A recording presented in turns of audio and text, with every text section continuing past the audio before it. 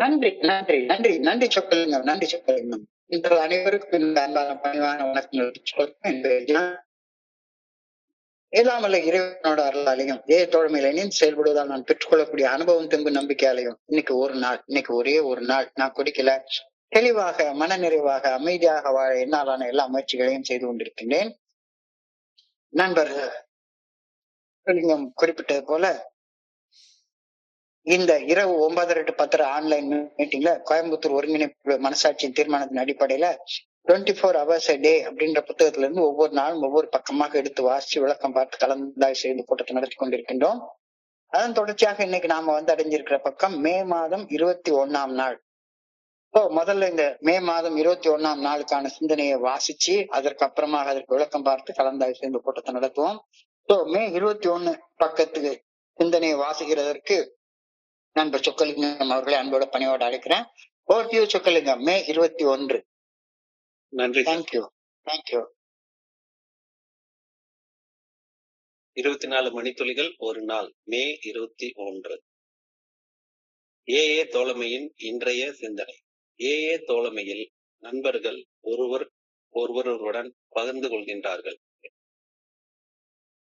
இது ஏஏ தோழமையில் காணப்படும் சிறப்பு அம்சங்களில் ஒன்று. பகிர்தல் அற்புதமானது.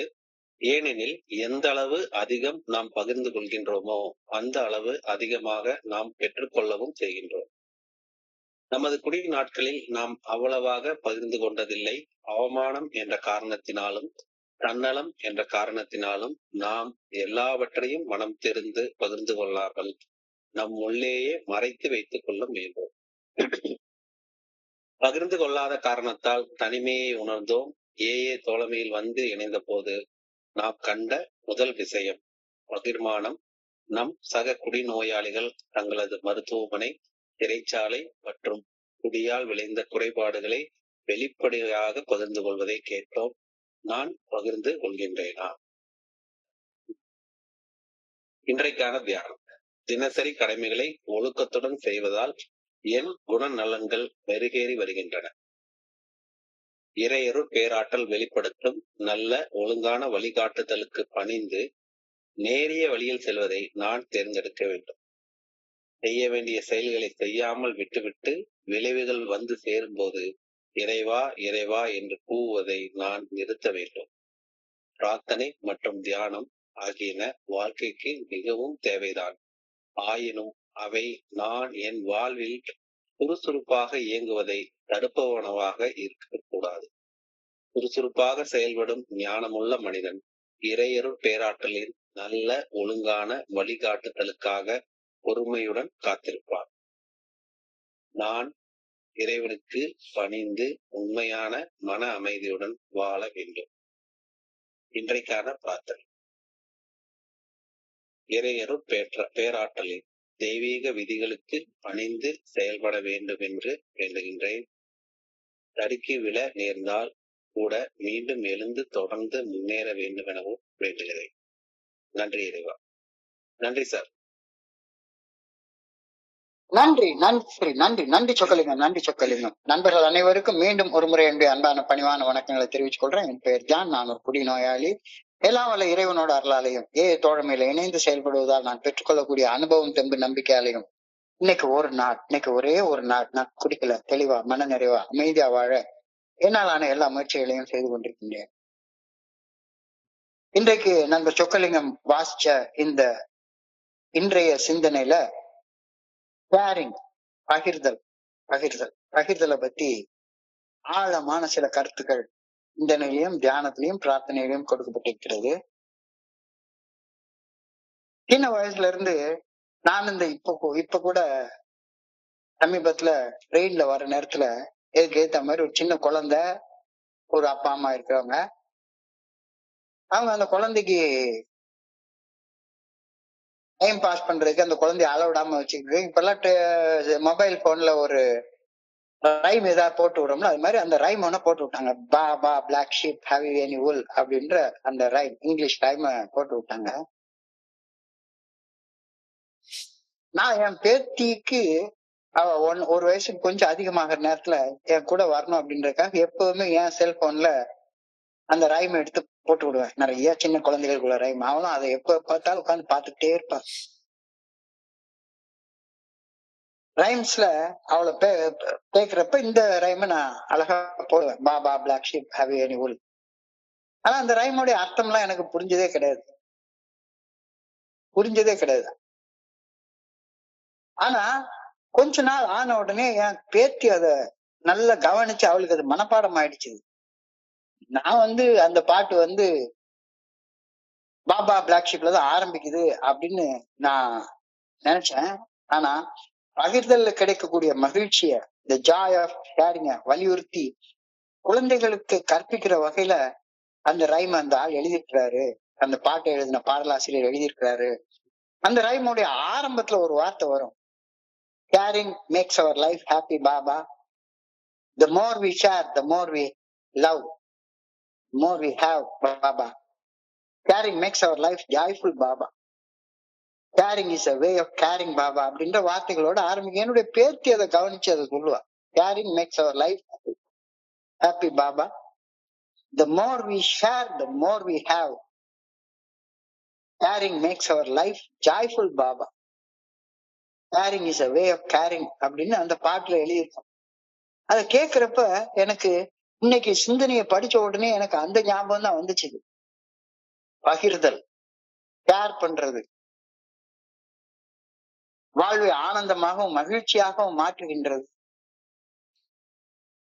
என்னுடைய அந்த மூத்த பேத்தி அவ எப்ப பார்த்தாலும் சரிதான், அவளுக்கு ஏதாச்சும் ஒண்ணு கொடுத்தாங்கன்னா உடனே எடுத்துட்டு ஓடி முதல்ல எனக்கு தான் கொடுப்பா. வீட்டுக்கு யார் வந்தாலும் சரிதான், ஏதாச்சும் ஒண்ணு எடுத்து கொடுக்கணும். ஏன்னா அந்த வார்த்தைக்கான அர்த்தத்தை கேட்க கேட்க நம்ம கொடுக்க கொடுக்க ஹாப்பியா இருப்போம் அப்படின்னு அந்த பாடல்ல சொல்லுதுன்னு உடனே அவளுக்கு கொடுக்கணும்ன்ற அந்த எண்ணம் அந்த குழந்தை மனசுல பதிஞ்சிருக்கு.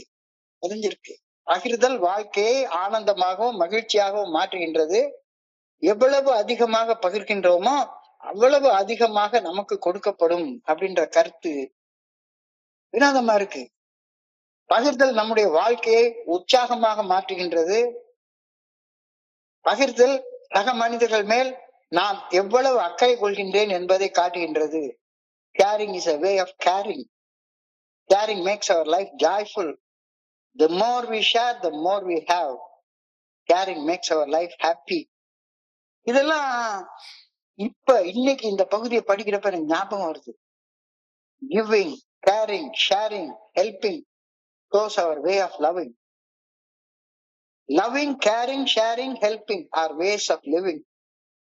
இதெல்லாம் குடிக்கிற காலத்துல நமக்கு தெரிஞ்ச விஷயமா என்ன ஒண்ணுமே தெரியாது. கொடுக்கறதுனால என்னன்னே தெரியாது. கொடுப்பது, சக மனிதர்கள் மேல் அக்கறை எடுத்துக்கொள்வது, பகிர்வது, பணி செய்வது, இதுதான் அன்புடைய தன்மைகள். அன்புள்ள மனுஷன்னா தனக்கிட்ட இருக்கிறத பகிர்ந்து கொடுப்பான். சக மனிதர்கள் துன்பத்தை கண்டு அக்கறை எடுத்துக்கொள்வான். வாடிய பயிரை கண்ட போதெல்லாம் வாடினேன்னு வள்ளுவர்கள் சொன்ன மாதிரி யாராச்சும் வாட்டம் அடைஞ்சிருந்தாங்கன்னா இந்தாப்பா இதையாவது சாப்பிடு, எதுக்கு இப்படி வாட்டமா இருக்க. பகிர்தல், பணி செய்து வாழ்தல், இதுதான் அன்பின் தன்மைகள். அன்பே சிவம், அன்புதான் இறைவன். Love is God. அன்பு செய்வது, அக்கறை எடுத்துக்கொள்வது, பகிர்வது, பணி செய்வது, இதெல்லாம் வாழும் முறைமைகள் அடி பாப்பா அப்படின்னு சின்ன குழந்தைக்கு நாம சொல்லி கொடுக்குறோம். ஆனா நமக்கு அது புரியுறதே கிடையாது. அன்பு செய்வது, அக்கறை எடுத்துக்கொள்வது, பகிர்வது, பணி செய்வது, இதெல்லாம் சின்ன குழந்தைக்கு சொல்லி கொடுக்குற பாடம் தான். வளர்ந்ததுக்கு அப்புறமா எல்லாமே மறந்து போயிடுது. எல்லாம் எனக்கு எனக்கு எனக்கு எனக்கு அப்படின்னு தான் தோணுது. இப்ப ஏஏ ஃபெலோஷிப்ல வந்ததுக்கு அப்புறமாகவும் குழந்தைக்கு சொல்லி கொடுக்குற இந்த பால பாடத்தை தான் மறுபடியும் நமக்கு கத்து தர்றாங்க, புதுசா கத்து தர்றாங்க. குழந்தைகளுக்குள்ள பால பாடம், அந்த பாபா பிளாக் ஷீப் இந்த ரைம்ல உள்ள பாடத்தை தான் இன்னைக்கு சிந்தனையில நமக்கு கொடுத்திருக்கிறாங்க. இதுதான் இன்னைக்கு சிந்தனையுடைய முதல் வரி. One of the finest things about the Fellowship of Alcoholics Anonymous is caring. One of the finest things about the Fellowship of Alcoholics Anonymous is caring. AA தோழமையை குறித்த ஒரு மிக சிறப்பான ஒரு அம்சம் என்னன்னா பகிர்தல், பகிர்ந்து கொடுக்கிறது. Caring is a fundamental behavior that boosts happiness by forging social connection, empathy and a sense of community அப்படின்ற வார்த்தைகள் இன்னைக்கு நமக்கு சொல்லப்படுகிறது. சமுதாயத்துல நமக்குள்ள உடல் உறவு தொடர்பு, சமுதாயத்தில் உள்ள மனிதர்களோட நம்ம நட்போட, அன்போட, உறவோட இருக்கிறது, சமுதாயத்தில் உள்ள மனிதர்களை அன்பு செய்யறது, அவங்க மேல இரக்கம் காட்டுறது, சமூக உணர்வு ஆகியவற்றை வளர்ப்பதன் மூலம்தான் வாழ்க்கையில ஆனந்தமாக இருக்கவே முடியும். ஆனந்தமாக இருப்பதற்கு அடிப்படையே இந்த பகிர்தல் தான். வாழ்க்கை சந்தோஷமா இருக்கணும்னா பகிராத மனுஷன் சந்தோஷமாக இருக்க முடியாது. இதுதான் அந்த குழந்தைகளுக்கு சொல்லித்தர பாடம். இவ்வளவு பெரிய மனுஷனாகி எனக்கு அதுக்கப்புறம் தெரியல அது. Reasons why caring makes us happy. ஏன் பகிர்தல் நம்மள சந்தோஷமா மாத்துது, அதற்கான காரணங்கள் என்ன அப்படின்னா, கேரிங் நம்மள சக மனிதர்களோட அன்பு கொள்ள வைக்குது, உறவு கொள்ள வைக்குது, நட்பு கொள்ள வைக்குது. நண்பர்களோட நம்ம ஷேர் பண்ணிப்போம், கேர் பண்ணிப்போம். அன்புறவின் இணைப்புகள் பகிர்தலின் மூலம் வலுப்பெறுகின்றது அப்படின்ற கருத்தை நாம் புரிந்து கொள்றோம். இன்க்ரீசஸ் எம்பத்தி. பணம் வச்சிருக்க மனுஷனா இருந்தா ஐயோ பாவம் பரிதாபம் அப்படின்னு பரிதாபம் தான் படுவான், சிம்பத்தி தான் படுவான். ஆனா பகிர்ந்து கொள்ளக்கூடிய மனிதன் அடுத்தவனுடைய துன்பத்தை தன்னுடைய துன்பமாக பார்த்து அனுதாபப்படுவான். அப்ப கேரிங் இன்க்ரீசஸ் எம்பத்தி அப்படின்ற கருத்தை இன்னைக்கு நம்ம சிந்தனையில சொல்றாங்க. Caring boost positivity, positive mental attitude. பகிராம இருக்கிற மனிதன் பாத்தீங்கன்னா எப்பவுமே நெகட்டிவ் மென்டல் ஆட்டிடியூட் தான் இருக்கு. ஒரு தடவை என்னுடைய மனைவி கிட்ட ஒருத்தர் வந்து கோயில் வாசல்ல நின்னு எனக்கு ரொம்ப பசிக்குது, சாப்பிட வேணும், பணம் வேணும் அப்படின்னு சொல்லி ரொம்ப கேட்டாரு. உடனே நீங்க நல்லா இருப்பீங்கம்மா, ஒரு 100 ரூபா கொடுங்க, ரொம்ப சாப்பிட்டு 2 நாள் ஆச்சு அப்படின்னு சொல்லி கேட்ட உடனே ஒரு 100 ரூபாய் எடுத்து குடிச்சிட்டார். உடனே நான் வந்து என்ன நினைச்சேன், இந்த குடிகார புத்தி, 100 ரூபாய்க்கு போய் குவார்டர் பாட்டில் குடிச்சிட்டு வந்துருவான் அப்படின்ற புத்தி தான் எனக்கு போகுது. குடிக்கிறதுக்கு தான் பணம் கேட்கறான், ஏன்னா ஆளை பார்த்து அப்படிதான் இருக்க மாதிரி எனக்கு ஒரு எண்ணம். ஏன் இப்படி நீ பணம் கொடுக்குற அப்படின்னு சொல்லி கேட்ட உடனே என்னுடைய மனைவி சொன்ன பதில் வந்து, என்கிட்ட கை நீட்டி கேட்கறான், எனக்கு கிட்ட இருக்கு, நான் கொடுக்குறேன். அவன் போய் அந்த பணத்தை எடுத்து தப்பா செலவு பண்ணான்னு அது அவன் பிரச்சனை. அவனை சந்தேகப்பட்டேன்னா அவன் பிரச்சனையை என் பிரச்சனையா மாத்திக்கிறேன் அப்படின்னு சொல்லி, எவ்வளவு நேர்மறையான சிந்தனை. ஆனா எனக்கு எப்பவுமே நெகட்டிவ் மென்டல் ஆட்டிடியூட், அந்த எண்ணமே தான் இருக்குது. ஆனா ஷேர் பண்ணக்கூடிய மனநிலை உள்ளவங்களுக்கு எப்பவுமே பாசிட்டிவ் மென்டல் ஆட்டிடியூட் இருக்கும் அப்படின்ற கருத்து இன்னைக்கு சிந்தனையில சொல்லப்பட்டிருக்கிறது. Sharing boost positivity, promotes belonging. நான் இந்த மனித இனத்தை சார்ந்தவன் அப்படின்ற சென்ஸ் ஆஃப் பிலாங்கிங். நான் இந்த உலகத்தை சார்ந்தவன், இந்த உலகத்துல எல்லாரோட இணைந்து வாழ்பவன் அப்படின்ற அந்த உறவுகளை மேம்படுத்தவும் சமுதாய உணர்வை உருவாக்கவும் இந்த பகிர்தல் என்ற பண்பு நமக்கு உதவி செய்யுது அப்படின்ற கருத்தை இன்னைக்கு நமக்கு சொல்லியிருக்காங்க. பில்ட்ஸ் செல்ஃப் வொர்த், சுய மதிப்பை வளர்க்குது. பகிரக்கூடிய மனிதன் தன் மேலேயே மதிப்புள்ள மனிதனாக இருப்பான். செல்ஃப் என்றால் எனக்குள்ளார இருக்கக்கூடிய இறைவன், சுய மதிப்பு. பகிரக்கூடிய மனுஷன் எப்பவுமே அவனுக்குள்ளார ஒரு செல்ஃப் ரெஸ்பெக்ட் இருக்கும், செல்ஃப் ஒர்த் இருக்கும், சுய மதிப்பை உணர்ந்தவனாக இருப்பான். இதெல்லாம் இப்ப இன்னைக்கு சிந்தனையை படிக்கிறப்ப எனக்கு கொஞ்சம் கொஞ்சமா தெரிய வருது. பகிர்தல் தானாக முன் வந்து செய்யப்படும் போது எனக்குள்ளார இயற்கையாக மகிழ்ச்சி, ஆனந்தம் ஊற்றெடுக்கின்றது அப்படின்ற கருத்து சொல்றாங்க. நீங்க யாருக்காச்சும் ஒரு கருத்து கொடுத்தா அப்படியே உள்ள சந்தோஷமா இருக்கும், சந்தோஷமா இருக்கும். குழந்தைகள்கிட்ட நான் பாக்குறேன், என்னுடைய மூத்த பேத்திட்ட நான் அந்த பண்பை பார்ப்பேன். யாரு வீட்டுக்கு வந்தாலும் சரிதான், அவங்க அம்மா எடுத்து வைக்கிறதுக்கு முன்னால என்னுடைய மனைவி பாட்டி எடுத்து வைக்கிறதுக்கு முன்னால அவளே போய் எங்கேயாச்சும் ஒரு லட்டு இருக்கும், ஏதாச்சும் ஒரு ஸ்வீட் இருக்கும், எடுத்து கொண்டாந்து ஒரு தட்டுல வச்சு கொண்டாந்து அவங்க கையில கொண்டாந்து கொடுப்பான். பகிர்தல் தானாக முன் வந்து செய்யப்படும் போது எப்பவுமே இயற்கையாக மகிழ்ச்சியும் ஆனந்தமும் எனக்குள்ளார ஊற்றெடுக்குது அப்படின்ற கருத்தை இன்னைக்கு சிந்தனை சொல்றது. அதை நான் நேர்ல பார்த்திருக்கேன். Sharing is a wonderful thing because the more you share, the more you have. Sharing is a wonderful thing because the more you share, the more you have. ஆனா இது பொருளாதாரத்துல சரியே வராது, பொருளாதாரத்துல சரியே வராது. பொருளாதாரத்துல என்கிட்ட 2 ஆப்பிள் இருக்குது, என் பக்கத்துல இருக்கவன்ட்ட ஒரு ஆப்பிள கொடுத்துட்டா ஒண்ணு குறைஞ்சுதானே போயிடும். பொருளாதாரத்துல பகிர பகிர எனக்கு குறைவு ஏற்படும். ஆனா ஆன்மீகத்துல பகிர பகிர எனக்குள்ளார ஆனந்தம், சந்தோஷம் வளர்ந்துகிட்டே போகும். இது ஒரு வினோதமான கணிதம். ஸ்ட்ரேஞ்ச் மேத்தமேட்டிக்ஸ் அப்படின்னு சொல்லுவாங்க. Spirituality multiplies when you share your joy among your fellow men. உன்னுடைய சக மனிதர்களோட உன்னுடைய உணர்வுகளை பகிர்ந்து கொள்ளும் போது உள்ளுக்குள்ளார உருவாகக்கூடிய ஆனந்தம் பல மடங்காக பெருகும் அப்படின்ற கருத்து புரிஞ்சு கொள்றது கொஞ்சம் கஷ்டமான கருத்து. ஏன்னா நான் பொருளாதாரத்திலேயே வாழ்ந்து வாழ்ந்து பழக்கப்பட்டவன். அள்ள அள்ள கொஞ்சம் கூட குறையாத அட்சய பாத்திரம் போல அள்ள அள்ள பகிர்ந்தளிக்கும் போது எனக்குள்ளார இருக்கக்கூடிய சந்தோஷம் பல மடங்கு வளர்கின்றது அப்படின்ற கருத்தை இன்னைக்கு ஆழமாக சிந்திச்சு பார்க்க சொல்றாங்க. இந்த வினோதமான கணிதத்தை ஏஏ தோழமையில அன்றாடம் நம்ம பாக்குறோம். அன்றாடம் டெய்லி பாக்குறோம். பகிர பகிர பகிர பகிர ஷேர் பண்ண ஷேர் பண்ண ஷேர் பண்ண நம்முடைய மகிழ்ச்சியும் ஆனந்தமும் பன்மடங்கு பெருகுவது ஒரு வினோதமான விஷயம் இல்லையா? என்கிட்ட இருக்கிறத கொடுத்துட்டா குறைஞ்சு போயிரும் தான் நான் நினைக்கிறேன்.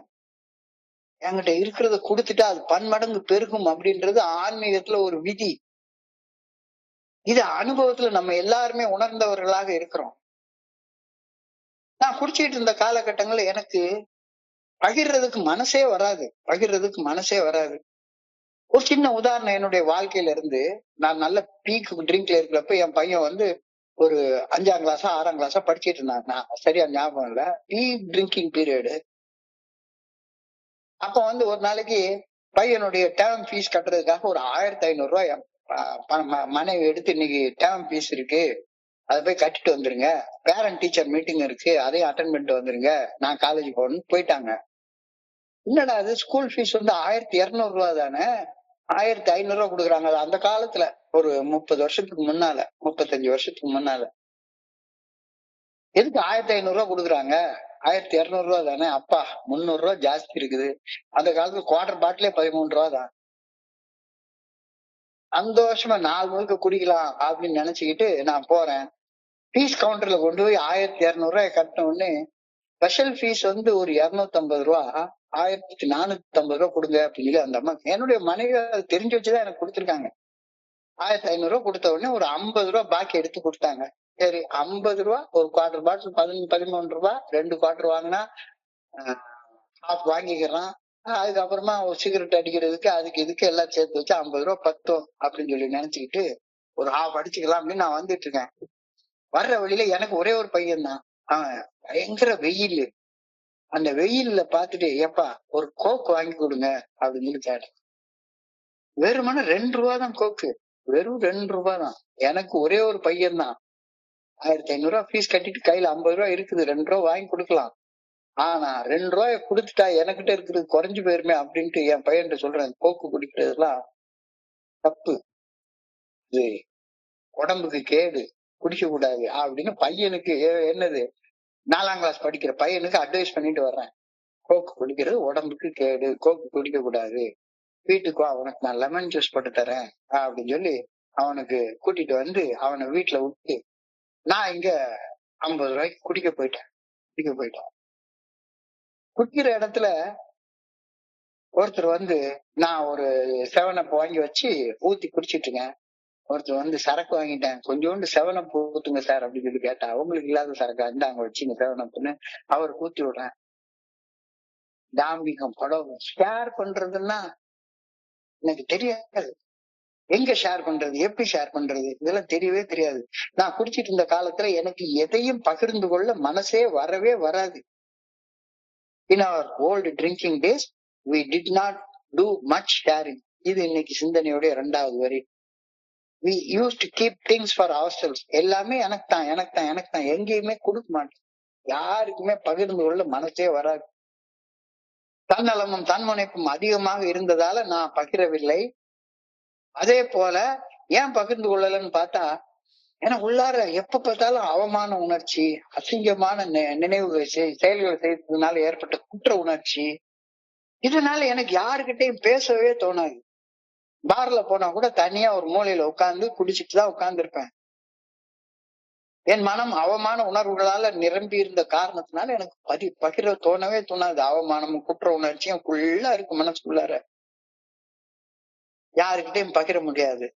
பகிராத காரணத்தால என் வாழ்க்கையில தனிமை உணர்வு லோன்லினஸ் உணர்ந்த வண்ணம் நான் இருக்கிறேன். அதை இன்னைக்கு அழகா சுட்டி காட்டியிருக்காங்க. And we are lonely because we did not share. யாரு கூடயும் பகிர்ந்து கொள்ளாததால பார்ல கூட ஒரு மூலையில உட்கார்ந்து தனியா உட்கார்ந்து குடிச்சுக்கிட்டே உட்கார்ந்து இருக்கிறது. We were lonely because we did not share. தனிமை பெரும்பாலும் உள்ளத்துல புதைந்திருக்கக்கூடிய உணர்வுகளை பகிர்ந்து கொள்ள உண்மையான நண்பர்களை சுற்றி வாழாத காரணத்தினால உருவாக்குறது. ஏன் தனிமை உண்டாகுது? எனக்கு ஷேர் பண்ணி ஒரு ஆளே இல்லை. என்னுடைய மனசுல ஓடக்கூடிய எண்ணங்களை உணர்வுகளை பகிர்ந்து கொள்ள எனக்கு ஒரு நண்பனே இல்லை. தனிமை பெரும்பாலும் உள்ளத்தில் புதைந்திருக்கும் உணர்வுகளை பகிர்ந்து கொள்ள உண்மையான நண்பர்களை சுற்றி வாழாத காரணத்தினால மட்டும்தான் உருவாகுது. Why we feel lonely? ஏன் நம்ம தனிமையை உணர்கின்றோம் அப்படின்னா ஆழமாக யோசிச்சு பார்த்தா எமோஷனல் கன்சீல்மெண்ட் அப்படின்ற வார்த்தையை சொல்றாங்க. Emotional concealment. உணர்வுகளை வெளியே காட்டுறதே கிடையாது. உள்ள ஒண்ண வச்சுக்கிட்டு வெளியே ஒண்ணு எப்பவுமே பேசிட்டே இருக்கிறது. உள்ள கோபமும் எரிச்சலும் இருக்கும். ஆனா வெளியே வந்து உங்களை மாதிரி ஆள் உண்டா அப்படின்னு கட்டி பிடிச்சி பேசிக்கிறது. Emotional concealment. உணர்வுகளை மறைச்சு வச்சு கொள்றது. இது தனிமையை உண்டாக்குது. Lack of vulnerability. எனக்குள்ளார ஏற்பட்ட பாதிப்புகள் அத பகிர்ந்து கொள்ளவே தெரியாது. எனக்கு வலிக்குது அப்படின்னு சொல்ல கூட தெரியாது. வாய் விட்டு சொல்ல கூட தெரியாது. உள்ள வலியெல்லாம் மறைச்சு வச்சுக்கிட்டு உள்ள ஒண்ணு வச்சுட்டு வெளியே ஒண்ணு பேசக்கூடிய கபட நாடகம், கபட வேடதாரி அப்படின்னு சொல்லுவாங்க. அந்த மாதிரிதான் வாழ்ந்துட்டு இருந்தேன். அதனாலதான் லோன்லியா இருந்தேன். தவறான புரிதல், மிஸ் அண்டர்ஸ்டாண்டிங் அண்ட் சைலன்ஸ். இல்ல நண்பர்கள் மேலேயும் ஒரு சந்தேகம். அதனால வாயை திறந்து பேசுறது கிடையாது. இவங்க கிட்ட சொன்னா ஊர் முழுக்க சொல்லிடுவானோ, நம்மளை பத்தி இத சொன்னா ஊர் முழுக்க சொல்லிடுவாங்களோ அப்படின்ற மிஸ் அண்டர்ஸ்டாண்டிங்ல வாயை திறந்து பேசுறதே கிடையாது. இது தனிமை உணர்வு உண்டாக்குது. Misunderstanding and silence. தவறான புரிதல் மற்றும் மௌனம் தனிமையை ஆழப்படுத்துகிறது. யாரும் உள்வராத ஒரு கோட்டைய என்னை சுற்றி நான் கட்டிக்கிறது. எ ஃபோர்ட்ரஸ் மென்டாலிட்டி. எனக்குன்னு ஒரு தனியா ஒரு இடத்த, யாருகிட்ட உள்ள வராத ஒரு இடத்த நானே மனசுக்குள்ளார உருவாக்கி கொள்றது. இது தனிமையில வாட வைக்கிறது. Unexpected struggles. வெளிப்படுத்தப்படாத மன போராட்டங்கள் உள்ளுக்குள்ளார அப்படியே கொந்தளிச்சுக்கிட்டு இருக்கும். குடிக்கலாமா வேண்டாமா, இந்த செயலை செய்யலாமா வேண்டாமா, காசு தரேன்றான் வாங்கலாமா வேண்டாமா, கடன் கொடுக்குறேன்றான் வாங்கலாமா வேண்டாமா. உள்ளுக்குள்ளார மன போராட்டம் எப்பவுமே நடந்துட்டு இருக்கும். இருமன தன்மை, டைலமா. இந்த டைலமால போராடிக்கிட்டே இருக்கிறது. தனிமை இந்த காரணங்களால உருவாகுது. உணர்வுகளை மறைத்து வைத்துக் கொள்வது, பாதிப்புகளை பகிர்ந்து கொள்ளாமல் இருப்பது, தவறான புரிதல் மற்றும் மௌனம், யாரும் உள்வராத ஒரு கோட்டையை கட்டி வச்சுக்கிட்டு உள்ளுக்குள்ளார தனியாக வாழ்ந்து கொண்டே இருக்கிறது, வெளிப்படுத்தப்படாத மன போராட்டங்கள்.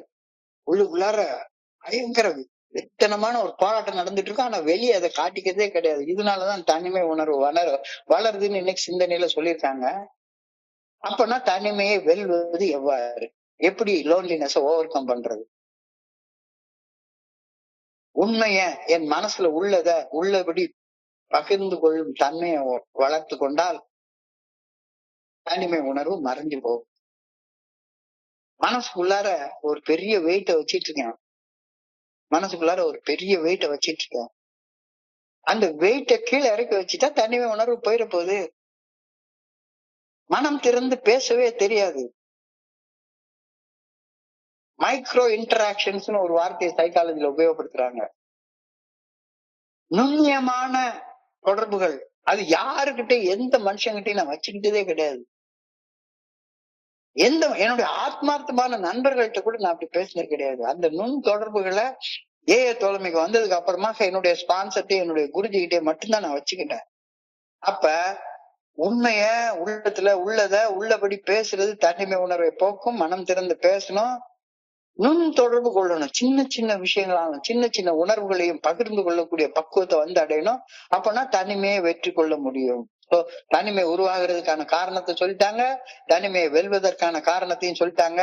சோ ஏஏ தோழமையில நான் வந்து இணைந்த மறு கணம் எனக்கு கிடைச்சது திறந்த மனதுடன் அனுபவம் தெம்பு நம்பிக்கையை குறிச்சு பகிர்ந்து கொள்ளக்கூடிய மனிதர்களை பார்த்ததுதான் எனக்கு ஒரு ஃபர்ஸ்ட் எக்ஸ்பீரியன்ஸ். இதுதான் ஏஏ தோழமையில எனக்கு கிடைச்ச முதல் அனுபவம். When we came into the fellowship of Alcoholics Anonymous, the first thing we found was sharing. இங்க கிடைக்கிற முதல் அனுபவமே ஒவ்வொருத்தரும் அவங்களுடைய அனுபவம் திரும்ப நம்பிக்கைய இலவசமாக பகிர்ந்து கொண்டே இருக்கிறாங்க. எந்தவித ஒளிவு மறைவு இல்லாம நண்பர்கள் தங்களுடைய மனசை திறந்து வச்சு தங்களுடைய அசிங்க அவமானம் நிறைந்த அனுபவங்களை பகிர்ந்து கொண்டதோடு மட்டுமல்லாமல் அந்த அசிங்க அவமானமான உணர்வுகளை ஆன்மீக முன்னேற்றமாக எப்படி திருத்தி அமைத்துக் கொண்டார்கள் அப்படின்ற அனுபவத்தையும் பகிர்ந்து கொள்றத அன்றாடம் கேட்டுக்கிட்டே இருக்கிறோம். என்னை பொறுத்தளவுல எல்லாம் அவமானம் அசிங்கம் என்னை எவ்வளவு பேர் கேவலமா பேசியிருக்கிறாங்க. எங்க அம்மா செத்து போன அன்னைக்கு போன மாதிரி படுத்து கிடந்த எனக்கு அன்னைக்கு நான் பட்ட கேவலம் அசிங்கம் அவமானம் எத்தனை வகையான வார்த்தைகள். இந்த வார்த்தைகள் எல்லாம் மனம் திறந்து பகிர்ந்து கொண்டப்ப எனக்கு அது ஆன்மீக முன்னேற்றமாக மாற்றம் அடையுது. எனக்கு மட்டுமல்ல, நான் யார் கூட பகிர்ந்து கொள்றேனோ அந்த நண்பருக்கும் அது பயனுள்ளதாக அமைகின்றது அப்படின்ற கருத்தை நான் புரிந்து கொள்றேன். ஏஏ தோழமையில என்னை முதல்ல ஈர்த்த அம்சம்னு அந்த திறந்த மனசோட பகிர்ந்து கொள்றதுதான்.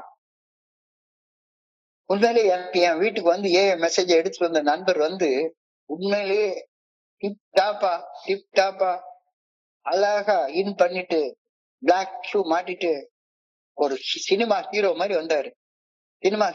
அவ்வளவு வந்தாரு. அவர் வந்து ஒரு கதையை சொன்னாரு.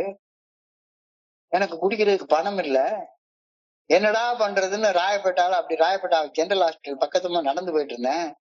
ரத்த தானம் செய்பவர்களுக்கு 50 ரூபாய் பணமும் 1 கிலோ அரிசியும் 2 ஆப்பிள் பழமும் கொடுக்கப்படும் போடு போட்டிருந்தது. உடனே உள்ள போய் ரத்தத்தை கொடுத்து 50 ரூபாய் பணத்தை வாங்கிக்கிட்டு அந்த 1 கிலோ அரிசி அந்த ஆப்பிளையும் 10 ரூபாய்க்கு வித்து 60 ரூபாய் பணத்தை வச்சுக்கிட்டேன். 60 ரூபாய் பணத்தையே அன்னைக்கு அட்டகாசமா குடிச்சிருக்கலாம். ஆனா இவருக்கு என்ன, இந்த பணத்தை மாதிரி கீழ்பாக்குல போய் இன்னொரு கையில ரத்தத்தை கொடுத்தா இன்னொரு 60 ரூபாய் கிடைக்கும்ல அப்படின்னு அந்த இடத்துக்கு பஸ்ஸ புடிச்சு போய் கீழ்பாக்கத்துல போய் அங்க ஒரு 60 ரூபாய சேர்த்துக்கிட்டாரு. ஏற்கனவே நிறைய ரத்தம் எடுத்திருக்கிறாங்க. இப்ப 60 ரூபாய்க்கு போய் ஒரு உயர்ந்த காஸ்ட்லியான சரக்கை வாங்கி குடிச்சாரா? இல்ல. அந்த கீழ்பாக்கம் மெடிக்கல் ஹாஸ்பிட்டலுக்கு பின்னால இருக்கக்கூடிய ஆத்தக்கரையில உள்ள ஒரு இடத்துல கள்ள சாராயம் வாங்கி குடிச்சு ஏற்கனவே சோர்வாக இருந்த மனுஷன் ரத்த வாந்தி எடுத்து ரோட்ல படுத்து கிடக்குறாரு. அந்த மனுஷனை பார்த்தா என்னடா இது, இவர் நம்ம கிட்ட கதை சொல்றாரா? ஆளை பார்த்தா இவ்வளவு டிப்டாப்பா இருக்கிறாரு, இன் பண்ணி ஷூ போட்டு பார்க்கவே நல்ல அழகா, இவ்வளவு அழகா இருக்கிறாரு. இவர் என்ன கதை சொல்றாரு? ரத்தத்தை வைத்து குடிக்கிற அளவுக்கு குடி வெறி இருந்ததுன்னு சொல்றாரு.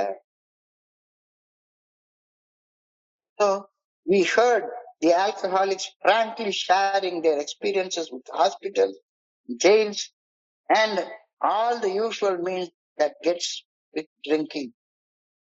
குடியால ஏற்பட்டக்கூடிய அவமானங்கள், ஜெயில்கள், எத்தனை ஆஸ்பத்திரியில போய் பாக்குறோம். அவங்க போராடின நண்பர்கள் இன்னைக்கு ஏஏ தோழமையில ஒரு நண்பரை நான் நேர்ல பார்த்தேன். ஸ்டான்லி ஹாஸ்பிட்டல்ல தாவுக்கு போராடிட்டு இருந்த நண்பர். அவர் கூட பழகி, சார் ஒரு நாள் ஏஏ மீட்டிங் வாங்க சார் அப்படின்னு சொல்லி அவரை கூட்டிட்டு வந்து உட்கார, டாக்டர் வந்து 1 மாசத்துல செத்து போயிடுவான் அப்படின்னு சொல்லு நண்பர் வந்து 17 வருஷம் சோபரா இருந்துட்டு செத்து போனார். இந்த அனுபவங்களை நம்ம நேர்ல பாக்குறோம். இப்ப இந்த சிந்தனையை நமக்கு கொடுத்துட்டு ஒரு கேள்வியை கேட்கிறாங்க, நான் பகிர்ந்து கொள்கின்றேனா? எல்லாரும் என்கிட்ட பகிர்ந்து கொண்டாங்களே, நான் நல்லா இருக்கிறதுக்கு எனக்கு உதவுனாங்களே, இப்ப நான் பகிர்ந்து கொள்கின்றேனா? திறந்த மனசோட என்னுடைய அனுபவம் தெம்பு நம்பிக்கைய நான் பகிர்ந்து கொள்கின்றேனா? மிகப்பெரிய கேள்வி. இன்னமும் முழுசா பகிர்ந்து வாழ்றதுக்கு என்னைய பெரிய மனுஷனை காட்டிக்கிறதுக்காக தான் நான் பேசுறேனே ஒழிஞ்சு, எனக்கு நான் இந்த 24 ஹவர்ஸ் டே புக்க படிக்கிறேன், அதை படிக்கிறேன், இதை படிக்கிறேன், எனக்கு அறிவு இருக்கு. So, என்னுடைய அறிவை நான் வெளிக்காட்டுறதுக்காக தான் பேசுறேனே ஒழிஞ்சு, என்னுடைய மனநிலையை பகிர்ந்து கொள்றேனா அப்படின்னு பார்த்தா கொஞ்சம் டவுட் வருது. அந்த கேள்வியை தான் இன்னைக்கு கேட்கறாங்க. நம்ம எல்லாருமே நம்மளுக்குள்ளார இந்த கேள்வியை கேட்டுக்கொள்வோம். R we sharing? நாம இப்பவும் பகிர்ந்து கொள்றோமா? இல்ல நம்மள பெரிய மனுஷன், எல்லாத்த விட பெரிய மனுஷங்க, எனக்கு பிக் புக் தெரியும், 24 ஹவர்ஸ் டே தெரியும், டெய்லி ரிஃப்ளெக்ஷன் தெரியும், எனக்கு பகவத்கீதை தெரியும், திருமந்திரம் தெரியும் அப்படின்னு என்னுடைய அறிவு மேதாவித்தனத்தை அடுத்தவங்களுக்கு காட்டுறதுக்காக பேசிட்டு இருக்கிறேன்னா, பேசுறதுக்கும் பகிர்றதுக்கும் இடையில ஏகப்பட்ட வித்தியாசம் இருக்கு. மிகப்பெரிய கேள்வி கேட்கப்படுகிறது. நான் பகிர்ந்து வாழவில்லை என்றால் இன்னைக்கு தியானத்துக்கு கடந்துக்கோ. என்னுடைய கடமைகளை, நான் படைக்கப்பட்ட நோக்கத்தை தினசரி ஒழுக்கத்தோடு செய்வதால எனக்குள்ளார ஒரு பர்சனாலிட்டி கட்டமைக்கப்படுகிறது. இல்ல தாந்தோன்றித்தனமாக வாழ்றப்ப ஒரு நெகட்டிவ் பர்சனாலிட்டி கட்டமைக்கப்படுகிறது. ஒரு ஒழுக்கத்தோட என்னுடைய கடமைகளை, நான் படைக்கப்பட்ட நோக்கத்தை தினசரி ஒழுக்கத்தோட டெய்லி டிசிப்ளினோட நான் செய்யும் போது எனக்குள்ளார ஒரு பாசிட்டிவ் மென்டல் ஆட்டிடியூட் உள்ள ஒரு பர்சனாலிட்டி கட்டமைக்கப்படுகிறது. இது தியானத்துடைய முதல் வரி. Character is developed by daily discipline of my duties done. நான் செய்யும் பெரிய பெரிய சாதனைய, அதனால என்னுடைய ஆளுமை கட்டமைக்கப்படுறதே கிடையாது.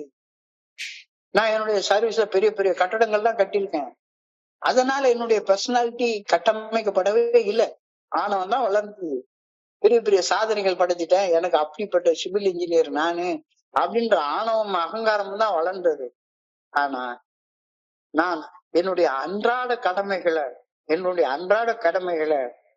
செய்யும் கடமைகளாக நினைச்சு செய்யக்கூடிய சிறிய சிறிய செயல்களால் தான் என்னுடைய குணங்கள் வடிவமைக்கப்பட்டு என்னுடைய மனித ஆளுமை கட்டமைக்கப்படுகின்றது. அதுவும் குறிப்பாக இந்த இடத்துல சின்ன சின்ன செயல், ஒவ்வொரு நாளும் இந்த ஒவ்வொரு பக்கத்தை படிக்கக்கூடிய சின்ன சின்ன செயல்கள், ஒவ்வொரு நாள் 9:30 மணிக்கு கரெக்டா இங்க வரக்கூடிய சின்ன செயல், இந்த செயலாலதான் என்னுடைய பர்சனாலிட்டி டெவலப் ஆகுது. டிசிப்ளின் ஒரு ஒழுக்கத்தோட என்னுடைய தினசரி கடமைகளை செய்யும் போது என்னுடைய பர்சனாலிட்டி டெவலப் ஆகுது, என்னுடைய ஆளுமை கட்டமைக்கப்படுகின்றது. Good habits form good character, stating that excellence is not an act but a habit, and that virtue is cultivated by consistently doing virtuous acts. ஒரு நாள் செஞ்சுட்டு விட்டுட்டு போறது இல்ல. என்னைக்காவது ஒரு நாளைக்கு மீட்டிங் வந்து உட்கார்ந்து புத்தகத்தை படிக்கிறது இல்ல. என்னைக்காவது ஒரு நாளைக்கு தியானத்துல உட்கார்றது, என்னைக்காவது ஒரு நாளைக்கு போய் உட்கார்ந்து ஒரு சடங்கு சம்பிரதாயத்தை பண்றது, மாசத்துக்கு ஒரு தடவை ஏதாச்சும் ஒரு ரிலிஜியஸ் சடங்கு செய்யறது, எப்பயாச்சும் ஒரு நாளைக்கு நோன்பு காலம் வந்துட்டா மட்டும் விரதம் இருக்கிறது. இந்த இப்ப எங்களுக்கு லென்ட் சீசன், ரம்ஜான் நோன்பு தொடங்கி இருக்கிற நேரம், இந்த நேரத்துல நோன்பு இருந்தா போதும் அப்படின்றது கிடையாது. Good habits form good character, stating that excellence is not an act but a habit, and that virtue is cultivated by consistently doing virtuous deeds அப்படின்ற அழகான கருத்தை நீ சொல்லிருக்காங்க. நல்ல பழக்க வழக்கங்கள் நல்ல குணத்தையும் நல்ல ஆளுமையையும் உருவாக்குகின்றன. நல்ல பழக்க வழக்கங்கள் நல்ல குணத்தையும் நல்ல ஆளுமையையும் உருவாக்குகின்றன. மேன்மையான சிறப்பான வாழ்க்கை வாழ்வது சில முறை என்னைக்காச்சும் ஒரு நாள் சிறப்பான உன்னத செயல்கள் செய்வதன் விளைவு அல்ல. சிறப்பான உன்னதமான செயல்கள் செய்வதை பழக்கமாக்கி கொண்டால், என்னுடைய ஹேபிட்டாக மாற்றிக்கொள்வதால் நான் டிசிப்ளின்டா மாறுறேன். 9:30 மணிக்கு வரணும்னா 9:30 மணிக்கு வரணும். எனக்கு அந்த வேலை இருக்கு, இந்த வேலை இருக்கு, எல்லாத்தோட இந்த 10 கமாண்ட்மெண்ட்ஸ் ஒரு கமாண்ட்மெண்ட் என்னுடைய குருஜி சொல்லுவாரு, God comes first. எல்லாம் வல்ல இறைவன் நானே, நம்மை தவிர வேற இறைவன் உனக்கு இல்லாமல் போவதாக. கடவுள் தான் முதல்ல, எல்லாத்துக்கும் மேல. இந்த ஏஏ ஃபெல்லோஷிப் உடைய மீட்டிங்னா அதுதான் முதல்ல. வேற என்ன வேலை இருந்தாலும் ரெண்டாவது. ரொம்ப அவசரமா சில வேலைகள் வரும், என்னைக்காவது ஒரு நாளைக்கு வரும். இப்ப இன்னைக்கு கூட வேர்ல்டு கப் மேட்ச் பாக்குறது பெரிய விஷயமா எனக்கு தோணும். ஆனா நல்ல விஷயங்கள் செய்யறத பழக்கமாக்கி கொள்வதால சிறப்பான உன்னதமான செயல்கள் செய்வதை பழக்கமாக்கிக் கொள்வதன் மூலமாக நல்லொழுக்கம் கட்டமைக்கப்படுகின்றது, நல்லொழுக்கம் வளர்க்கப்படுகின்றது. ஒழுக்கம் விழுப்பம் தரலாம், ஒழுக்கம் உயிரினும் ஓம்பப்படும். ஒழுக்கமாக வாழ்றது உனக்கு கொஞ்சம் கஷ்டமாக இருக்கும். ஆனா ஒழுக்கத்தை உன்னுடைய உயிரை விட பெருசாக கருதி பண்ணணும். ஏன்னா அதன் மூலமாக மட்டும்தான் என்னுடைய கேரக்டர் என்னுடைய ஆளுமை கட்டமைக்கப்படுகின்றது. அதுதான் என்னுடைய இலக்கை நோக்கி முன்னேற வைக்கிறது. ஒழுக்கத்தோடு இருக்கிறப்ப நான் ஹார்ம்ஃபுல் ஆக்ஷன்ஸ், அடுத்தவங்க காயப்படுத்தக்கூடிய செயல்களை செய்ய மாட்டேன். ஒழுக்கத்தோடு இருக்கிறப்ப ஒவ்வொரு நாளும் கரெக்டாக நீ காலையில எழுந்த உடனே வேலை என்ன செய்யணும், அடுத்த வேலை என்ன செய்யணும், daily discipline. Over coming weakness. ஒவ்வொரு நாளும் நமக்கு வீக்கா இருக்கிற மாதிரி ஒரு ஃபீல் வரும்.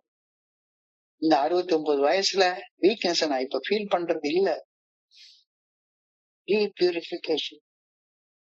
என்னுடைய மனசு தூய்மைப்படுத்தப்படுகிறது. True strength of character is forged in silence, often uneventful and routine taken in daily life. ஒவ்வொரு நாளும் ஒரு நாள் அடிப்படையில இன்னைக்கு செய்ய வேண்டிய கடமைகளை ஒழுக்கத்தோட செய்வதால என்னுடைய கேரக்டர் போர்ஜ் பண்ணப்படுகிறது. நான் நற்செயல்கள் செய்வதை என்னுடைய கடமையாக என்னுடைய குடி நாட்கள்ல செஞ்சதே கிடையாது. நான் நோண்டித்தனமா எப்ப குடிக்க ஆரம்பிப்பேன், குடிக்கிறதுல கூட ஒரு டிசிப்ளின் இருக்காது.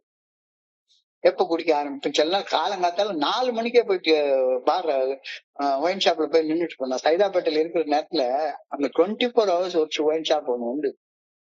மிட் நைட்டு 3 மணிக்கு போய் குடிச்சிருக்கு. நற்செயல்கள் செய்வத என்னுடைய வாழ்நாள் ஒழுக்கமாக நான் மாற்றி வச்சுட்டு இருந்ததே கிடையாது. இந்த சீரற்ற குடி வாழ்க்கையை நற்செயல்கள் செய்யும் அழக்கப்பட்ட வாழ்க்கையாக, ஒழுக்கமான வாழ்க்கையாக திருத்தி அமைத்துக் கொள்வதால் என்னுடைய குண வலிமை, கேரக்டர் ஸ்ட்ரென்த் கட்டமைக்கப்படுகிறது அப்படின்ற கருத்தை நீ சொல்றாங்க. இப்ப நான் இங்க எதுக்காக வந்திருக்கிறேன், என்னுடைய கேரக்டர் பில்ட் பண்றதுக்காக. குண கோளாறுகளை எங்கிட்ட இருந்து எடுத்து தூர போட்டுட்டு என்னுடைய குணங்களை கட்டமைக்கிறதுக்காக நான் இங்க வந்திருக்கிறேன். அதற்கான முயற்சி செய்யாம வந்தது என்னமோ ஒரு நோக்கத்துக்காக, ஆனா செஞ்சிட்டு இருக்கிறது வேற ஒண்ணு. அவளை நினைச்சு உரலை இடிச்சுக்கிட்டே இருந்த கதையாக நான் செஞ்சுக்கிட்டே இருக்கிறேன். என்னுடைய குருஜி சொல்லுவாரு, ஏன்டா ஒண்ணுமே இல்லாம ஆட்டுக்கல்ல போட்டு சுத்துற, கொஞ்சம் அரிசியை போட்டு சுத்துடா, அப்பதான் மாவாகுது. குண வலிமை ஏதாச்சும் மீனிங்ஃபுல்லான செயல் செஞ்சாதானே நடக்க போகுது. இறைவர் பேராற்றில் வாழ விரும்பும் வாழ்க்கையை வாழ விரும்புவதை வழக்கமாக ஆக்கி கொள்ளாமல், கடவுளே இறைவா உம்முடைய நாமம் போற்றி போற்றி அப்படின்னு கூறுவதால என்ன நன்மை உண்டாகும் அப்படின்னு இன்னைக்கு ஒரு கேள்வியை கேட்கிறாங்க. கடவுள் விரும்புற வாழ்க்கையை வாழாம நமக்கு துன்பம் வர நேரத்துல கடவுளே ஆண்டவா என்னை காப்பாத்து உன் நாமம் போற்றி போற்றி போற்றி அப்படின்னு கூறுறதுனால என்ன நன்மை உண்டாகும் அப்படின்ற ஆழமான சிந்தனையில இன்னைக்கு கவனத்தை குவிச்சு தியானிக்கப்படி சொல்றாங்க. மனசாட்சியின் மூலம் வெளிப்படுத்தப்படும் இறையர் பேராற்றின் நல்ல ஒழுங்கான வழிகாட்டுதலுக்கு பணிந்து மனசாட்சி உறுத்தும் செயல்களை செய்யாமலும் மனசாட்சி சரியென்று சொல்லும் செயல்களை செய்தும் வாழ்வதை தவிர்த்து விட்டால் வாழ்வதற்கான ஆற்றல் கிடைக்கவே கிடைக்காது. இது என்னுடைய அனுபவத்துல நான் கத்துக்கிட்ட பாடம். எனர்ஜி ட்ரெயின்டா ஃபீல் பண்ணுவேன். ட்ரெயின் ஒண்ணுமே இருக்காது. எனர்ஜியே இருக்காது. எதை செய்யவும் இருக்கவே இருக்காது. ஏன்னா என் மனசுக்குள்ளார இருக்குது. ஒரு நண்பர்கிட்ட ஒரு நாளைக்கு பகிர்ந்து கொண்டேன், இங்க பாருப்பா, கடவுள் காட்டுற வழியில நல்ல ஒழுங்கான வழிகாட்டுதல் மனசாட்சியின் மூலமாக வழிகாட்டப்படுகின்றது. இப்ப மனசாட்சிக்கு பணிஞ்சு மனசாட்சி உறுத்துற செயலை செய்யாத, மனசாட்சி சரின்ற செயலை செஞ்சுட்டா நீ வேளாங்கண்ணிக்கு நட வேணும், போய் வேளாங்கண்ணி மாதாவை நான் கும்பிட வேண்டாம் அப்படின்னு சொன்னேன். நான் சார்ந்திருக்கிற மதம் அப்படின்றதுனால அவர்கிட்ட அந்த விஷயத்த சொன்னேன். நான் திருச்செந்தூருக்கு நடைபயணித்தோ பழனிக்கு நடைபயணித்தோ நான் சொல்லல. ஆனா அந்த நண்பருக்கு உடனே கோபம் வந்துருச்சு. சார், நம்பிக்கையோட செய்யற செயலை அடுத்தவங்க நம்பிக்கையை நீங்க குலைக்காதீங்க சார் அப்படின்னு என்கிட்ட சண்டைக்கு வந்துட்டாரு. 1000 முறை நீ அங்க பிரதட்சணம் பண்ணி எவ்வளவு கடுமையான தவம் செஞ்சாலும் சரிதான், கெட்டது செய்யக்கூடிய உரிமையை கடவுள் உனக்கு ஒருபோதும் தரப்போறதே இல்ல. கெட்டது செய்யாம இருந்தேன்னா நீ எந்த அங்க பிரதட்சணம் செய்ய வேண்டிய தேவையே கிடையாது. அவ்வளவுதான், புரிஞ்சுக்கோ அப்படின்னு சொல்றாங்க. Do not fall into the error of calling Lord, Lord, Lord, Lord and doing not the things that should be done. இறைவனுடைய நல்ல ஒழுங்கான வழிகாட்டுதலை பின்பற்றி வாழாம நீ எத்தனை தடவை நீ கந்த சஷ்டி கவசம் சொன்னாலும் சரிதான், நம்ம பரமண்டல இருக்க எங்கள் பிதாவேன்னு சொன்னாலும் சரிதான், அல்லது உட்கார்ந்து 5 தடவை நீ தொழுதாலும் சரிதான், நடக்காது. பிரார்த்தனையும் தியானமும் தேவைதான். ஆனாலும் பிரார்த்தனையும் தியானமும் செய்த பிறகும் கூட இறையர் பேராற்றலின் நல்ல ஒழுங்கான வழிகாட்டுதலுக்கு பணிந்து மனசாட்சி உறுத்தும் செயல்களை செய்யாமலும் மனசாட்சி சரியான சொல்லும் செயல்களை செய்தும் வாழ்வதை தவிர்த்து வாழ முடியவே முடியாது.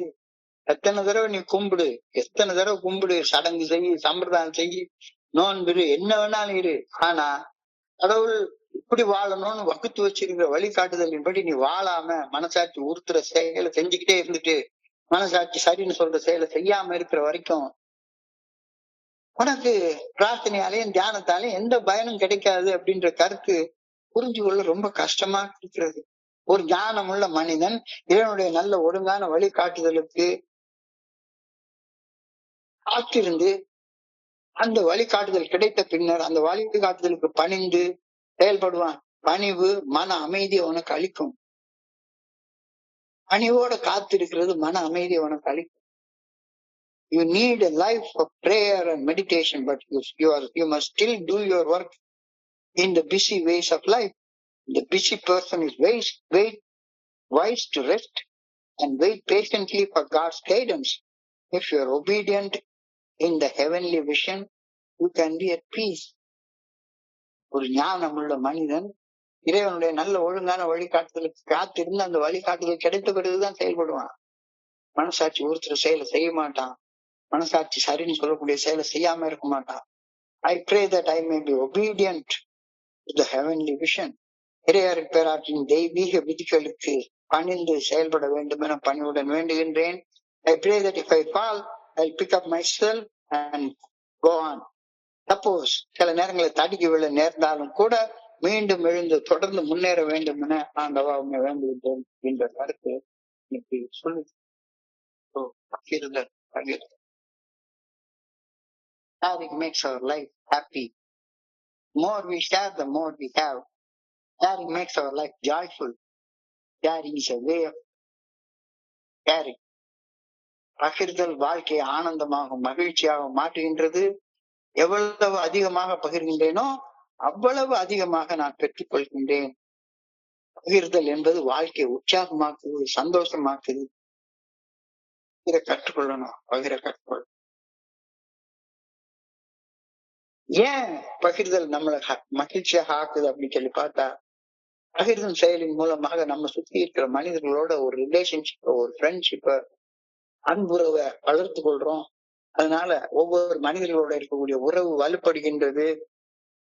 கஷ்டப்படுற மனிதர்கள் மேல உள்ள அனுதாபம் வளர்கின்றது, அதிகரிக்கின்றது. பாசிட்டிவ் மென்டல் ஆட்டிடியூட் வளர்கின்றது. உறவுகளை மேம்படுத்தும் சமூக உணர்வு உருவாகுகின்றது. உள்ளுக்குள்ளார சுய மதிப்பு வளர்ந்து பகிர்ற மனிதனுக்கு செல்ஃப் ரெஸ்பெக்ட் அதிகமாக இருக்கும். பகிர்தல் மனம் வந்து செய்யும் போது இயற்கையாக மகிழ்ச்சியாக இருக்கும். கொடுக்கிறதுல இன்பமா அல்லது பெற்றுக்கொள்றதுல இன்பமா? கொடுக்கிறதுல இன்பமா அல்லது பெற்றுக்கொள்றதுல இன்பமா? எதுல இன்பம் இருக்கு அப்படின்னு கேட்டா, பொருளாதார வாழ்க்கை வாழ்றவனுக்கு பெற்றுக்கொள்றதுதான் இன்பம் இருக்கும். காசு வாங்குறப்பதான் இன்பம் இருக்கும். Money gets is true value when it is spent அப்படின்னு சொல்லி வார்த்தையை சொல்றாங்க. எனக்கெல்லாம் பணத்தை சம்பளமா வாங்குறப்பதான் சந்தோஷம் உண்டாகும்.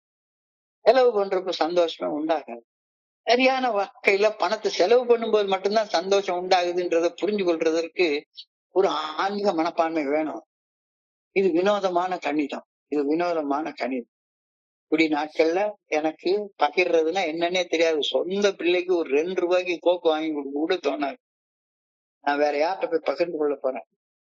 இப்ப பகிர்ந்து கொள்ளாத மனிதனை தனிமை வாட்டும் அப்படின்ற கருத்து நீ சொல்றாங்க. We are lonely because we did not share. ஏன் லோன்லியா இருந்தோம்?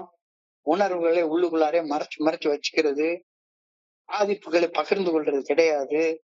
Miss understanding. இந்த இவர்கிட்ட போய் எல்லாத்தையும் சொல்றதா? தவறான புரிதல் மற்றும் மௌனம். யாரும் உள்ள வரக்கூடாதபடி எனக்குள்ளார ஒரு பெரிய பாதுகாப்பு கோட்டையை கட்டி வச்சுட்டு அதுக்குள்ளார உட்கார்ந்து இருப்பேன். ஃபோர்ட்ரஸ் மென்டாலிட்டி அப்படின்றாங்க. வெளிப்படுத்தப்படாத மனப்போராட்டங்கள். உள்ளுக்குள்ளார போராடிக்கிட்டு இருப்பேன், ஆனா அதை வெளிப்படுத்த மாட்டேன். இப்ப இந்த தனிமையை தவிர்ப்பது எவ்வாறு? உள்ளதை சொல்வேன், சொன்னதை செய்வேன், வேறொன்றும் தெரியாது. மனசுல உள்ளதை உள்ளபடி பகிர்ந்து கொண்டால் தனிமை தானாக போயிடும். மனம் திறந்து பேசு. சைக்காலஜில அது அழகா சொல்றாங்க, மைக்ரோ இன்டராக்ஷன், நுண் தொடர்பு அப்படின்றாங்க. சின்ன சின்ன உணர்வுகளை கூட பகிர்ந்து கொள்ளக்கூடிய பக்குவத்துக்கு வா. தோழமையில எனக்கு கிடைச்சது இந்த பகிர்வுகள் தான். When we came into the fellowship of Alcoholics Anonymous, the first thing we found was sharing. அப்படியே மனம் திறந்து ரத்தத்தை வச்சு குடிச்ச குடி வெறி அனுபவத்தை ஒரு நண்பர் பகிர்ந்து கொள்றப்போ உண்மையிலேயே ஆணி வேர் வரை ஆடி விட்டது. இவ்வளவு குடி வெறி இருக்குமா? ஆமா, எனக்கும் தானே இருந்துச்சு. இப்ப நான் பகிர்ந்து கொள்கின்றேனா அப்படின்ற கேள்வி கேட்டா உள்ளுக்குள்ளார ஒரு பெரிய சைலன்ஸ் உண்டாகுது. நான் செய்யக்கூடிய பெரிய பெரிய சாதனைகளால நான் என்னுடைய ஆளுமையை வளர்த்துக் கொள்வதில்லை, என்னுடைய பர்சனாலிட்டியை கட்டமைக்கிறது கிடையாது.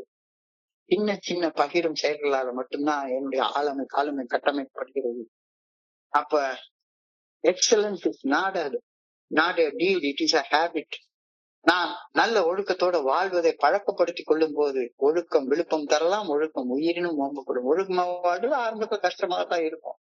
ஆனா ஒழுக்கத்தை உயிருக்கும் மேலாக போற்றி பாதுகாத்து நான் செய்யறப்ப என்னுடைய சாதாரண மனுஷனுக்கு கூட கஷ்டப்படுத்தக்கூடிய ஒரு வார்த்தையை நான் பேச மாட்டேன், கஷ்டப்படுத்துற மாதிரி சிந்திக்க மாட்டேன், கஷ்டப்படுத்துற மாதிரி செய்ய மாட்டேன். எனக்குள்ளார ஒரு டெய்லி டிசிப்ளின் வளரும். என்னுடைய வலுவின்மை போய் உள்ளுக்குள்ளார ஒரு இன்னர் ஸ்ட்ரென்த் வந்துடும். என்னுடைய மனசு தூய்மைப்பட ஆரம்பிக்கும். True strength of character is forged in silence. Often uneventful and routine actions in daily life. பெரிய சாதனைகள் இல்ல, அன்றாடம் டெய்லி காலையில எழும்புறது, குளிக்கிறது, சாப்பிடுறது, அந்தந்த நேரத்துல அந்தந்த வேலைகளை செய்யறது, மீட்டிங்னா சரியா வர்றது, சும்மா போய் தலையெட்டி பார்த்துட்டு வருவோமே அப்படின்ற எண்ணத்தோட இல்லாம இறையர் பேராற்றும் வாழ விரும்பும் வாழ்க்கையை வாழ விரும்புவதை வழக்கமாக ஆக்கி கொள்ளாமல் கடவுளே கடவுளே கடவுளே கடவுளேன்னு கஷ்டப்படுற நேரத்துல மட்டும் நான் சொல்லிட்டு இருக்கிறதுனால எந்த நன்மையும் விளையாது. அழகா என்னுடைய குருஜி சொல்லுவாரு, நீ 1000 தடவை அங்க பிரதர்சனம் பண்ணாலும் சரிதான், அடுத்தவன் பொண்டாட்டிய கையை பிடிச்சி இழுக்கிறதுக்கு உனக்கு ஆண்டவன் அனுமதி கொடுக்கவே மாட்டான். இத சொல்றதுக்காக தான் பெரிய பெரிய புராண கதைகள்லாம் சொல்லப்பட்டிருக்கு. பெரிய பல வருடங்கள் தவம் இருந்து ஒரு அரக்கன் ஒரு வரம் வாங்குவான். அந்த வரம் வாங்கி இறைவனுடைய தலையிலேயே கையை வைக்க பார்ப்பான்.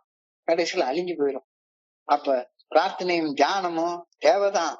ஆனா பிரார்த்தனையும் தியானமும் செய்த பிறகு கூட இறையர் பேராற்றின் நல்ல ஒழுங்கான வழிகாட்டுதலுக்கு பணிந்து மனசாட்சி உறுத்தும் செயல்களை செய்யாமலும் மனசாட்சி சரின்ற செயல்களை செய்தும் வாழாம இருந்தா பிரார்த்தனையும் தியானத்தாலே என்ன பிரயோஜனம் அப்படின்னு சொல்லி கேட்கிறாரு. ஒரு ஞானம் உள்ள மனிதன் இறைவனுடைய நல்ல ஒழுங்கான வழிகாட்டுதலுக்கு காத்திருந்து விட்டு அதற்கு அப்புறமாக செயல்படுவான். I pray that I may be obedient to the heavenly vision. இறையர் பேராற்றலின் தெய்வீக விதிகளுக்கு பணிந்து செயல்பட வேண்டும் என பணியோடு வேண்டிக் கொள்கின்றேன். அடுக்கி விட நேர்ந்தாலும் மீண்டும் எழுந்து தொடர்ந்து முன்னேற வேண்டும் என நான் ஆண்டவா உண்மை பணியோடு வேண்டிக் கொள்கின்றேன் என்ற பிரேயரோடு இன்னைக்கு முடிஞ்சிருக்குது. இன்றைய சிந்தனையை படிக்கிறப்ப என் மனதை கடந்த சிந்தனைகளை உங்க கூட பகிர்ந்து கொள்ள இந்த அருமையான அற்புதமான வாய்ப்பு வழங்கிய குழுவிற்கு என்னுடைய மிக பணிவான நன்றிகளை தெரிவித்துக் கொள்றேன். இது வரைக்கும் பொறுமையாக கேட்ட ஒவ்வொரு நண்பருக்கும் என்னுடைய பணிவான நன்றிகள். இதெல்லாம் சாதாரண விஷயம் இல்ல. ராத்திரி 9:30 மணில இருந்து 10:30 மணி வரைக்கும் இந்த மாதிரியான சிந்தனை, இந்த மாதிரியான தியானம், பிரார்த்தனைய உண்மையிலேயே எனக்கெல்லாம் படிக்கிறதுக்கு நான் என்ன தவம் செஞ்சிருக்கணும் அப்படின்னு எனக்கு தோணுது. அந்த தவத்தை ஒவ்வொரு நண்பரும் இங்க செஞ்சிட்டு இருக்கீங்க. உங்களுக்கு என்னுடைய மனப்பூர்வமான பணிவான நன்றிகள், வாழ்த்துக்கள், பாராட்டுகள். இந்த இரவு பொழுது உங்க எல்லாருக்கும் நல்லா இருக்கணும்னு ஆண்டவனை நான் வேண்டிக் கொள்றேன். நன்றி நன்றி நன்றி நன்றி நன்றி. வாழ்க வளமுடன். Thank you thank you thank you. Over to you Chockalingam. Thank you very much.